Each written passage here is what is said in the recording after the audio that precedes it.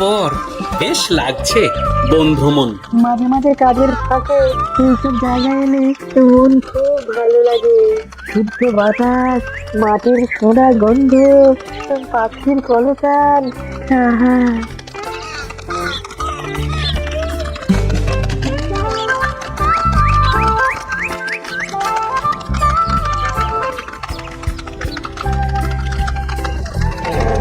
মহারাজের রথ থামছে। আমরা এইখানে বসে আজ রাজকার্য পরিচালনা করব। মন্ত্রী, তুমি ঝটপট এখানে বসার বন্দোবস্ত করে দাও। আমি এক্ষুনি ব্যবস্থা করে দিচ্ছি মহারাজ। এই এখানেই আমাদের বসার জন্য ছাউনি করে দাও। এক্ষুনি করে দিচ্ছি মন্ত্রী মশাই। এরা বসার জায়গাটা করে দিক, ততক্ষণ আমরা একটু হেঁটে আসি।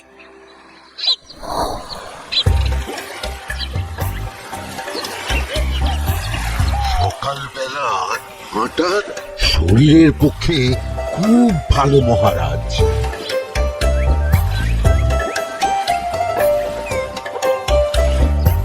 আগেকার দিনে রাজা মহারাজরা এই সব বনে মৃগয়া করতে আসতেন। মৃগয়া একদম ভালো নয় মন্ত্রী। তুমি জঙ্গলে আসছো অন্য প্রাণীদের মারতে। কেন মারবে? ওরা তো তোমার কোনো ক্ষতি করেনি। না, তা করেনি, কিন্তু তখন ওটা রাজা মহারাজাদের খেলা ছিল। শুনেছি আপনার প্রপিতামহ খুব ভালো বাঘ শিকার করতেন, অনেক বাঘ মেরেছেন। মন্ত্রী, তুমি একটা কথা হয়তো জানো না। আমার প্রপিতামহ শিকার করতেন, কিন্তু কোনো স্বাভাবিক জানোয়ারকে নয়। যে বাঘ মানুষ খেকো হয়ে প্রজাদের ক্ষতি করত, আমার প্রপিতামহ সেই সমস্ত বাঘদেরই মারতেন। এছাড়া উনি বন্য প্রাণী সংরক্ষণ করতে বড়ই ভালোবাসতেন।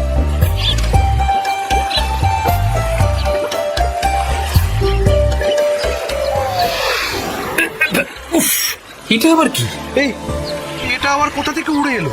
কোথাও তো ঝড় হাওয়া কিছুই নেই।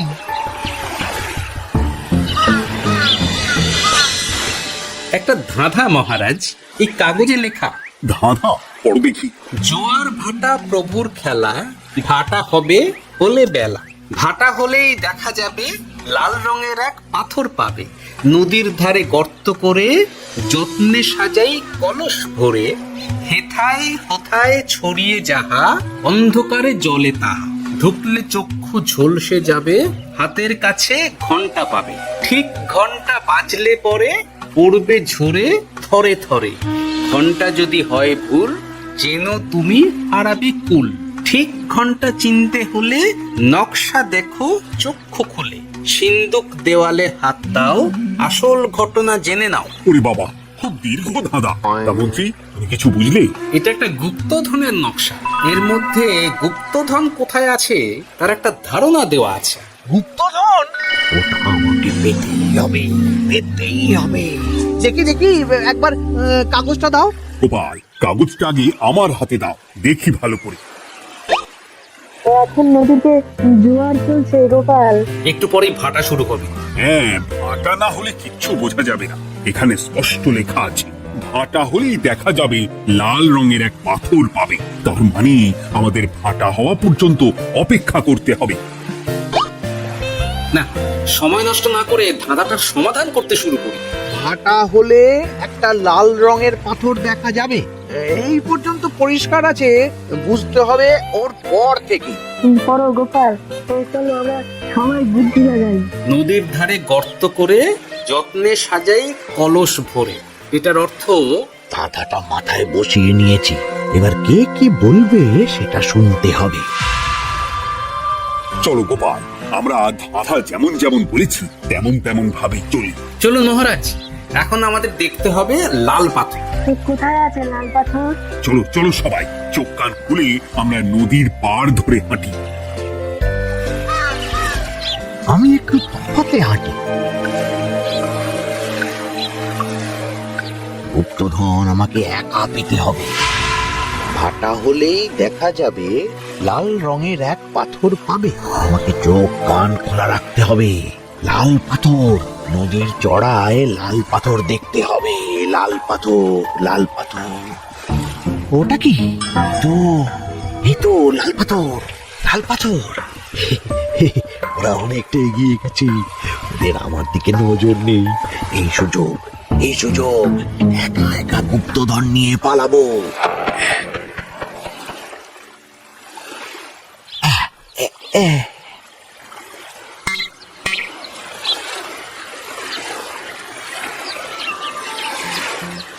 কি গো, আমরা তো হেঁটেই চলেছি, লাল পাথর তো কই দেখতে পাচ্ছি না। আরেকটু হাঁটতে হবে মহারাজ, গুপ্তধন বলে কথা, ওকে আর সহজে ধরা দেয়? সেটা অবশ্য সঠিক করতাম। আচ্ছা, আমরা সবাই তো আসছি হেঁটে হেঁটে, মন্ত্রী মশাই গেলেন কোথায়? ও, এই যে ঘটে। সত্যি তো, মন্ত্রী কোথায়? ও সেনাপতি, মন্ত্রীকে দেখেছো? কই না তো মহারাজ। তাহলে কোথায় গেলেন মন্ত্রী মশাই? এই জঙ্গলে বাঘ ভাল্লুক আছে, শেষে কিনা বাঘে নিল। হায় হায় হায়, মন্ত্রী গিন্নির কাছে আমি কি মুখ দেখাবো? হুম, বাঘ ভাল্লুকের পেটে যাবার লোক তো মন্ত্রী মশাই নন। ও গোপাল, কি ভাবছো? কিছু তো একটা বলো। এখন আমাদের মন্ত্রী মশাইকে খুঁজতে হবে। তবে মন্ত্রী মশাই বাঘ ভাল্লুকের পেটে যায়নি। তুমি নিশ্চিত হচ্ছ কি করে? ও তো পেঁচালো মানুষকে বাঘ ভাল্লুক গন্ধ শুকেই ছেড়ে দেবে, হজম করতে পারবে না। না না না, এখন রসিকতা করার সময় নয়, আমাদের মন্ত্রীকে খুঁজে বার করতেই হবে। কোথায় গেল মন্ত্রী? চলো চলো, গুপ্তধন মাথায় থাক, চলো মন্ত্রীকে খুঁজি। আহ, মন্ত্রী কোথায় গেল কে জানে। একবার পুরো ধাঁধাটা ঝালিয়ে নি। ভাটা হলেই দেখা যাবে লাল রঙের এক পাথর পাবে। ভাটা হয়েছে, লাল রঙের পাথরের মাথায় চাপ দিয়ে গুহার মুখও খুলেছে। এবার এবার নদীর ধারে গর্ত করে যত্নে সাজায় কলস ভরে। এটাই তো ঠিক বুঝতে পারছি না।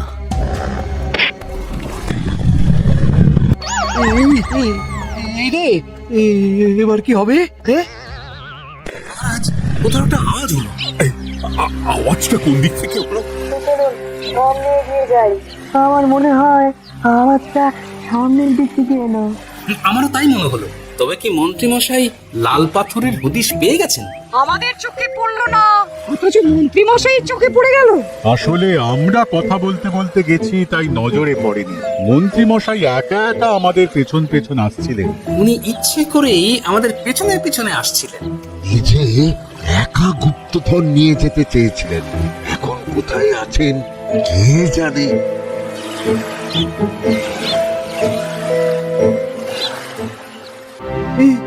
অন্ধকারে কিছু দেখতে পাচ্ছি না তো। দাঁতাতে কি ছিল? হ্যাঁ, কি ছিল? হেথায় হোথায় ছড়িয়ে যাহা, অন্ধকারে জলে তাহা, ঢুকলে চক্ষু ঝলসে যাবে, হাতের কাছে ঘন্টা পাবে। পেয়েছি পেয়েছি, ঘন্টা ঘন্টা ঘন্টাটা পেতে হবে। ঘন্টাটা ঘন্টাটা ঘন্টা। ভাটা হলেই দেখা যাবে লাল রঙের এক পাথর পাবে, নদীর ধারে গর্ত করে যত্নে সাজাই কলস ভরে, হেথায় কোথায় ছড়িয়ে যাহা, অন্ধকারে জলে তাহা, ঢুকলে চক্ষু ঝলসে যাবে, হাতের কাছে ঘন্টা পাবে। ঠিক ঘন্টা বাজলে পরে পড়বে ঝরে থরে থরে, ঘন্টা যদি হয় ভুল যেন তুমি হারাবে কুল। ঠিক ঘন্টা চিনতে হলে নকশা দেখ চক্ষু খুলে, সিন্দুক দেওয়ালে হাত দাও, আসল ঘটনা জেনে নাও। এবারে ভালো করে ঠান্ডা মাথায় ভাবতে হবে। ভাটা হলেই দেখা যাবে লাল রঙের এক পাথর পাবে। সেই লাল পাথরটাই তো খুঁজে পাওয়া যাচ্ছে না, অথচ মন্ত্রী মশাই খুঁজে পেলেন। আওয়াজটা কোথা থেকে আসছিল? এই কাছে পিঠে এই কোথা থেকে আওয়াজটা আসছিল।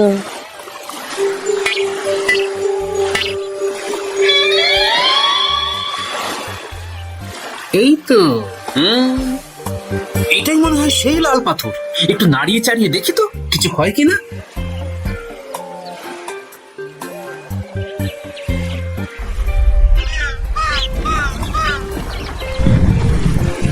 এই তো, কাজ হয়েছে। এই তো সুড়ঙ্গ। আপনারা নিচে নামুন। আপনারা কি দেখছেন সেটা বলবেন মহারাজ। সবাই যদি নেমে যাই, যদি কোনো কারণে সুড়ঙ্গের মুখ বন্ধ হয়ে যায়, তাহলে আর আমরা বাইরে বেরোতে পারবো না মহারাজ। এবার ঠিকই বলেছ, আমরা দুজন বাইরে থাকি। মহারাজ, আর একটা কথা, কোনো ঘন্টায় হাত দেবেন না, মনে আছে তো? ঘন্টা যদি হয় ভুল যেন তুমি হারাবে কুল। ওরে বাবা, এই বয়সে আর কুল হারাতে চাই না। ঠিক আছে, তোমার কথাই অক্ষরে অক্ষরে পালন করব। দেখি এই সুরঙ্গে মন্ত্রী মশাইকে দেখতে পাই কিনা। চলুন মহারাজ, সুরঙ্গে নামি। সবাই সাবধানে নামো।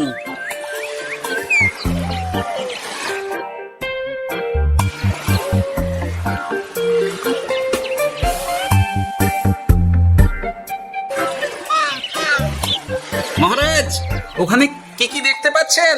ওখানে কি মন্ত্রী মশাই আছেন? না গোপাল, মন্ত্রীকে এখনো দেখতে পাইনি।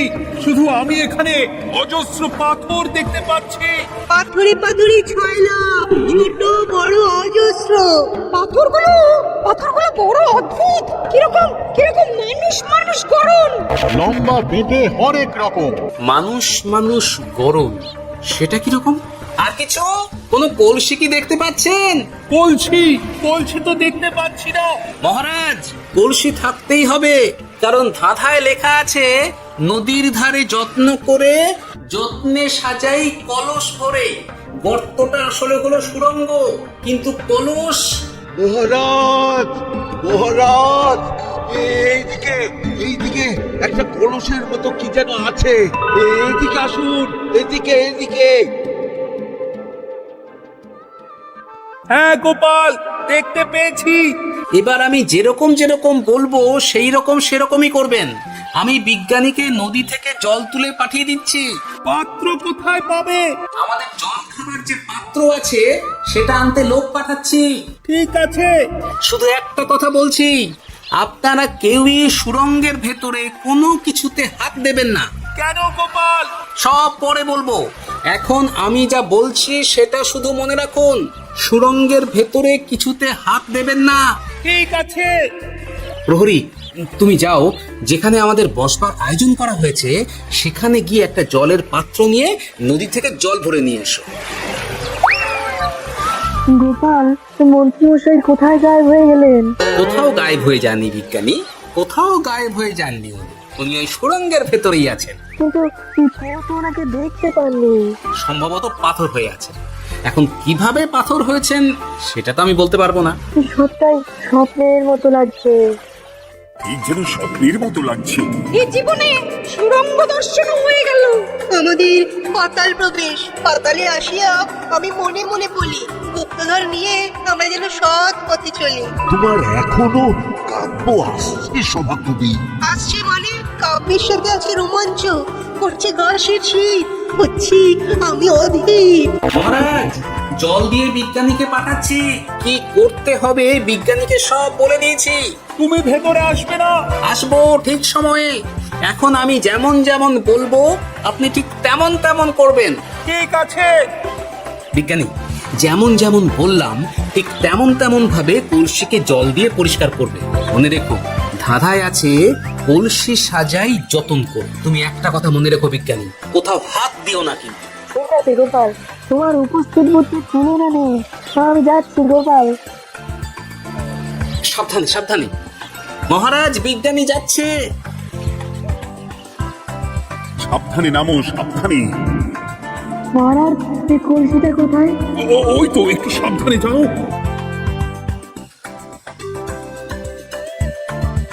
বিজ্ঞানী, কলসির দেখা পেয়েছো? পেয়েছি, পেয়েছি, পেয়েছি।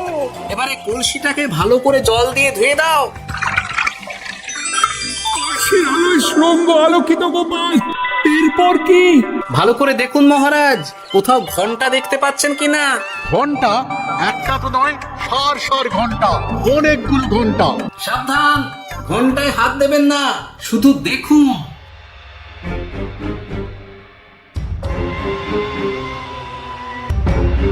মহারাজ, আমরা গুপ্তধনের খুব কাছে চলে এসেছি। তাই নাকি? কি মজা, কি মজা। এবার খাবো ক্ষীরের গজা। কবি চুপ করো, এখনো আমরা গুপ্তধন পাইনি।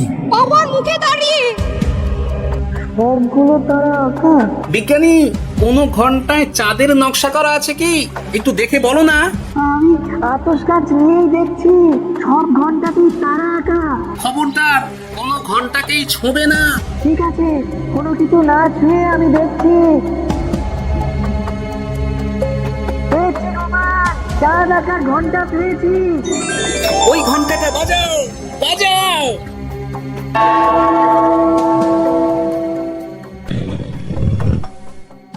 গুপ্তধন পেয়েছেন মহারাজ? বাঁচাও, বাঁচাও, বাঁচাও। বাঁচান মহারাজ, বাঁচান বিজ্ঞানী মন্ত্রীর গলা পাচ্ছ না? মহারাজ, আমি পাথর হয়ে আছি, আমাকে মানুষ করুন মহারাজ। তুমি তো মানুষই ছিলে, হঠাৎ করে পাথর হলে কেন? মহারাজ, গুপ্তধন পেয়েছেন? পেয়েছি, তার সাথে মন্ত্রীকেও পেয়েছি। মন্ত্রী এইখানে কোথাও পাথর হয়ে দাঁড়িয়ে আছে। দাঁড়ান মহারাজ, এবার আসছি। সাবধানে এসো। আমি ভেতরে যাচ্ছি, বুঝলে? যদি কোনো কারণে দেখো পাথরটা গুহার মুখটা আটকে দিয়েছে, অমনি তোমাদের কাজ হলো পাথরটাকে ছুঁয়ে ফেলা, বুঝলে? ঠিক আছে গোপাল দাদা। আমার মনে হয় বিপদ আর কিছু ঘটবে না, তবুও সাবধানের তো মান নেই। ঠিক আছে, তুমি নিশ্চিন্তে ভেতরে যাও। বাঁচাও, আমাদের বাঁচাও, আমাদের সবাইকে মানুষ করুন। আমাকে মানুষ করুন মহারাজ। আপনাকে তো মানুষ করা হবে মন্ত্রী মশাই, আগে বলুন আপনি পাথর হলেন কি করে? ও, মনে পড়েছে, ধারা শেষ লাইন। সিন্দুক দেওয়ালে হাত দাও, আসল খবর জেনে নাও। সত্যি গোপাল, তুমি না থাকলে এই এত কিছু আমাদের সবার কাছে অজানাই থেকে যেত।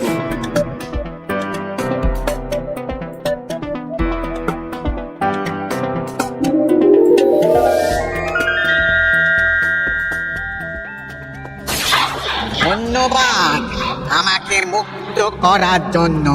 আপনি কি? আমি যক্ষ। আমাকে এই ধন সম্পত্তি পাহারা দেওয়ার জন্য এক ডাকাত দলের সর্দার যক্ষ করে রেখেছিল। আমি 100 বছর ধরে এইখানে যক্ষ হয়ে আছি। আমি তোমার জন্য মুক্ত হলাম গোপাল। এই সম্পত্তি তোমার গোপাল। সম্পত্তি নিয়ে আমি দিব? আমি এই সব সম্পত্তি মহারাজকে দান করলাম, রাজ্যের অনেক কাজ হবে। তুমি ধন্য গোপাল, তুমি ধন্য। এবার আমার যাবার সময় এসেছে, আমাকে যেতে হবে।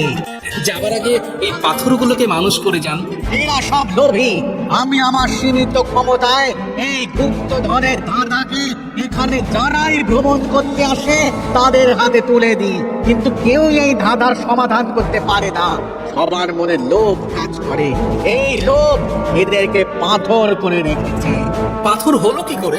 একটা মানুষ এসে মুখ ভরা লোভ নিয়ে ধাঁধা পুরো না জেনে পাথরে হাত দিলেই সে পাথর হয়ে যাবে। আমাদের ভুল হয়েছে, আর লোভ করবো না, আমাদের বাঁচাও। আমাকে মুক্ত করে দিন, আমার খুব ভুল হয়েছে মহারাজ, মুক্ত করে দিন আমায়। তুমি এখানে আগে এসেছিলে, তাই তো আগে এসে ভাবলে নিজেই একা একা গুপ্তধনকে হরপ করি। এদিকে তোমাকে না দেখতে পেয়ে আমাদের কত চিন্তা হচ্ছিল। যারা লোভী তারা কারো কথা ভাবে না, শুধু নিজের কথা ভাবে। আমাকে আর একটা সুযোগ দিন, আমি আর লোভ করবো না মহারাজ। তোমার কথার কোনো দামই নেই। না মহারাজ, আমাকে আর একটা সুযোগ দিয়ে দেখুন, আমি আর লোভ করবো না, আমাকে মানুষ করুন মহারাজ। আমাদের সবাইকে মানুষ করুন, দয়া করে দয়া করুন। যজ্ঞরাজ, এদের আপনি ক্ষমা করে দিন। ঠিক আছে, তোমাদের আবার মানুষ করে দিচ্ছি।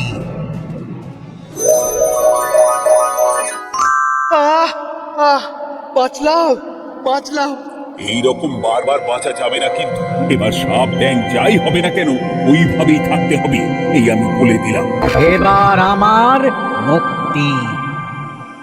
মুক্তি নেবার আগে আরেকটা প্রশ্ন, যে ডাকাত সর্দার তার সম্পত্তিকে রাখার জন্য আপনাকে যক্ষ বানিয়েছিল, এই সম্পত্তিকে তাদের, আমরা তো নিতে পারি না। লোভ বড় খারাপ গোপাল। অতিরিক্ত লোভ মানুষকে পশু করে দেয়। ওই টাকার দল এই সম্পত্তির জন্য সবাই কাটাকাটি করে মরে গেছে, কেউ আর বেঁচে নেই। সুতরাং এই সম্পত্তিতে তোমার অধিকার আছে। এই সম্পত্তি তুমি গ্রহণ করো। নিলাম আমি, কিন্তু এই সম্পত্তি মহারাজকে আমি দান করলাম, ডাকাত দল জনগণের সম্পদকে লুটেই তো সম্পত্তি বানিয়েছে, তাই আমি জনগণের কাজে লাগবার জন্যই এই সম্পত্তি মহারাজকে দিলাম। গোপাল, তোমার জয় হোক। এবার তাহলে আমি যাই, তোমরা সবাই সুখে থেকো আর ভালো থেকো। গোপাল, তোমার তুলনা হয় না। তোমার ঋণ আমি কোনোদিন শোধ করতে পারবো না। তুমি কৃষ্ণনগরের জন্য যা করলে তা ইতিহাসে লেখা থাকবে। না মহারাজ, আমি এমন কিছু করিনি, এই কাজ সবাই করবে। জয় গোপালের জয়, জয় গোপালের জয়, জয় কৃষ্ণনগরের জয়।